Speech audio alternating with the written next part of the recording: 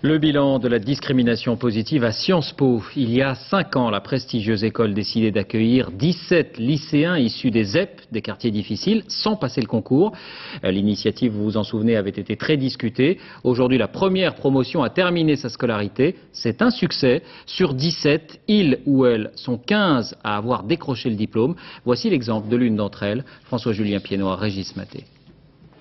Elle a rapidement trouvé sa place sur les bancs de la prestigieuse école. Iva est aujourd'hui au premier rang des élèves issus de milieux modestes pour recevoir son diplôme. Il y a 5 ans, elle sortait de banlieue et entrait à Sciences Po. Difficile d'intégrer l'élite. On peut parler d'un complexe dans le sens où on n'avait pas forcément les mêmes références, on n'avait pas la même culture, les mêmes références bibliographiques. Et c'est vrai que pour nous ça a été un challenge d'essayer de combler ce fossé. Et quel fossé! Iva et sa mère ont fui la guerre en Bosnie il y a 15 ans et se sont installés à Saint-Ouen.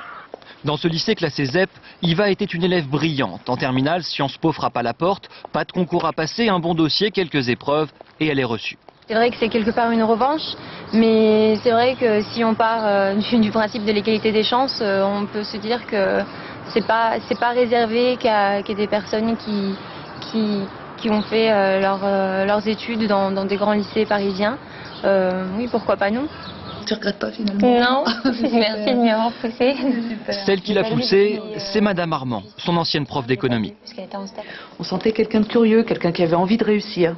Donc maintenant, jeune cadre dynamique, tu vas toucher un salaire qui est à peu près le triple du mien. Même cursus, même note, même diplôme que les autres. Comme Iva, ils sont 189 sur 6500 élèves à Sciences Po à suivre ce parcours. 33 lycées sont partenaires et ce n'est pas fini. Il y a 10 millions de Français qui vivent dans les banlieues. Ce serait quand même étonnant que parmi ces 10 millions de Français, aucun ne soit à l'âge de faire des études supérieures et qu'aucun ne vienne à Sciences Po. Je pense que on peut qualifier mon parcours d'un parcours réussi et prête à affronter le marché du travail.